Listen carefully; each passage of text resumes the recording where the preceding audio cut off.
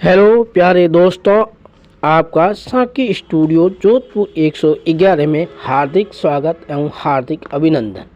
आज हम सुनाने जा रहे हैं सूर्य भगवान की कथा और सूर्य भगवान के बारे में विधि से कैसे सूर्य भगवान को प्रसन्न किया जाता है, इसके बारे में आपको जानकारी देंगे।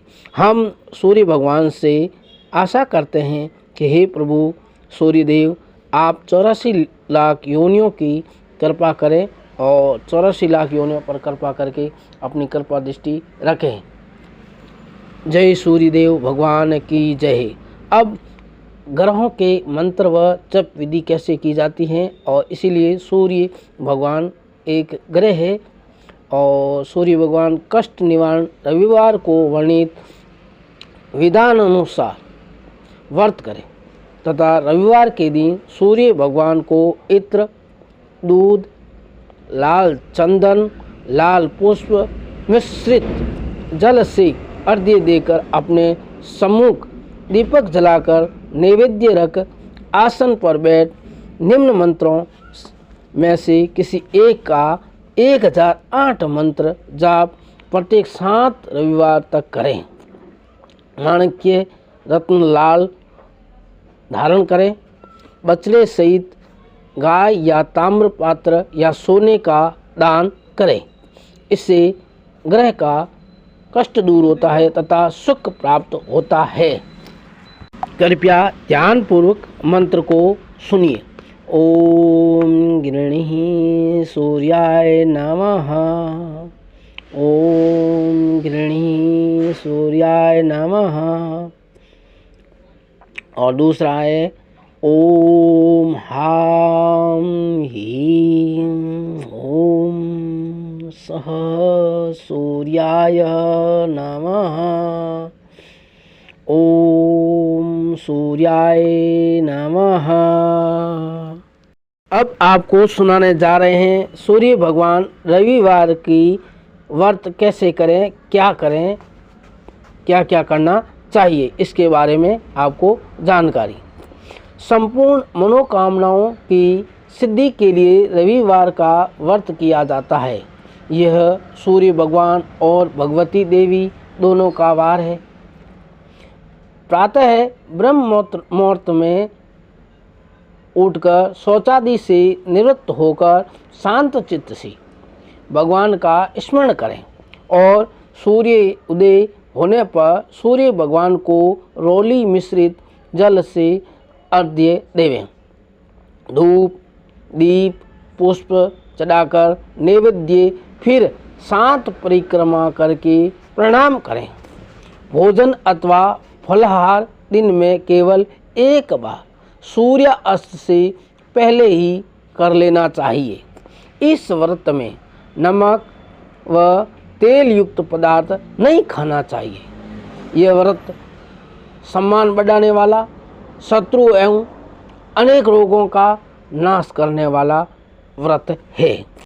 अब सुनिए चित्त, मन और ध्यान लगाकर रविवार सूर्य भगवान की कथा। एक समय की बात है, एक बुढ़िया थी।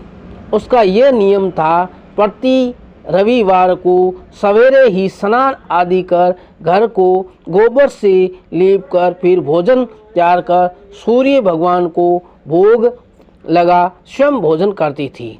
ऐसा व्रत करने से उनका घर धन धान्य से परिपूर्ण था या भगवान की कृपा से घर में किसी प्रकार का कोई दुख नहीं था।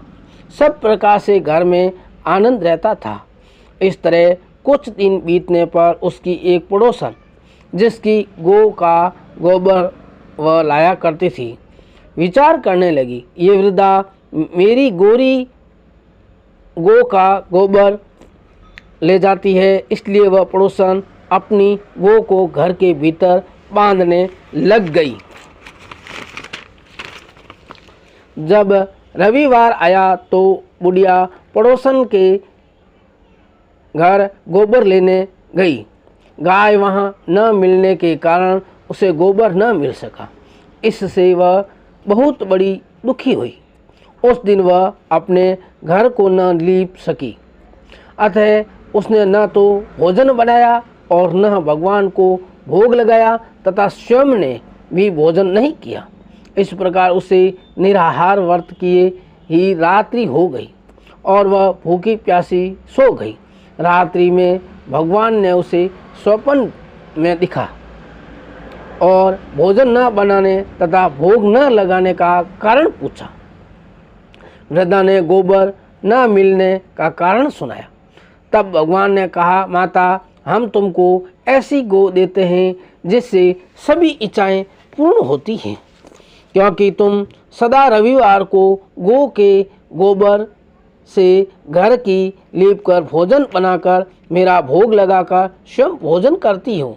इससे मैं बहुत खुश होकर तुमको ये वर देता हूँ कि मैं निर्धन को धन और 5 स्त्रियों को पुत्र देकर सब दुखों को दूर कर अंत समय में मोक्ष देता हूँ। स्वयं स्वप्न में ऐसा सूर्य भगवान वरदान देकर भगवान तो अंतर्ध्यान हो गए और जब वृद्धा की आंख खुली तो वह क्या देखती है कि आंगन में एक अति सुंदर गाय और बछड़ा बंधे हैं। बुढ़िया गाय और बछड़े को देखकर बड़ी प्रसन्न हुई और उनको घर से बाहर बांधकर वहीं खाने का चारा डाल दिया। जब उसकी पड़ोसन ने बुढ़िया के घर के बाहर एक अति सुंदर गाय और बछड़े को देखा तो द्वेषवश उसका हृदय जल उठा। उसने देखा कि गाय ने सोने का गोबर किया है तो वह उस गोबर को उठाकर ले गई और अपनी गाय का गोबर वहां रखकर चली गई। अब वह रोज ऐसा ही करने लगी। सीधी सादी विचारी बुढ़िया को इसकी कुछ खबर नहीं लगने दी। तब सर्वव्यापी भगवान ने सोचा कि चालाक पड़ोसन के कर्म से बुढ़िया ठगी जा रही है, तो भगवान ने संध्या के समय अपनी माया से बड़े जोर की आंधी चला दी, जिससे बुढ़िया ने अपनी गाय को घर के भीतर ही बांध लिया। प्रातः उठकर जब वृद्धा ने देखा कि गाय ने सोने का गोबर किया है तो उसके आनंद और आश्चर्य की सीमा न रही। वह प्रतिदिन गाय को घर के भीतर ही बांधने लगी। जब पड़ोसन ने देखा कि गाय बुढ़िया के घर के भीतर है और उसका सोने का गोबर उठाने अब दाव नहीं चलता तो वह ईर्ष्या और डाह से जल उठी और कुछ उपाय न देख उसने राजा की सभा में जाकर कहा, हे महाराज, मेरे पड़ोस में एक बुढ़िया के पास ऐसी गाय है जो आप जैसे राजा महाराजाओं के ही योग्य है। वह नित्य सोने का गोबर देती है। आप उस सोने से प्रजा का पालन करिए। राजा ने यह बात सुन अपने दूतों को बुढ़िया के घर से गाय लाने की आज्ञा दी।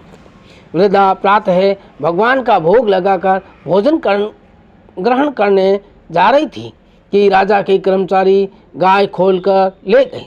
वृद्धा काफी रोई चिल्लाई पर कोई कुछ नहीं कर सका। उस दिन वह गऊ के वियोग में भोजन न खा सकी। रात भर रो रो कर ईश्वर से गाय को पुनः पाने के लिए प्रार्थना करती रही। उधर राजा गाय को देखकर बहुत बड़ा प्रसन्न हुआ, लेकिन सुबह जैसे ही वह उठा सारा महल गोबर से भरा दिखाई देने लगा। राजा यह देखकर घबरा गया। रात्रि में सूर्य देव ने राजा को स्वप्न में कहा, ये गाय वृद्धा को वापस लौटाने में ही तेरा भला होगा। उसके रविवार के व्रत से प्रसन्न होकर मैंने ही उसे यह गाय माता दी है। प्रातः होते ही राजा ने वृद्धा को बुलाकर सम्मान सहित गाय और वृद्धा को प्रणाम करके और बछड़े सहित लौटा दिया और उसकी पड़ोसन को बुलाकर उचित दंड दिया। तब जाकर राजा के महल से गंदगी दूर हुई। उसी दिन से राजा ने नगर निवासियों को यह आदेश दिया कि अपनी समस्त मनोकामनाओं की पूर्ति के लिए रविवार का व्रत किया करो, सूर्य भगवान की पूजा किया करो।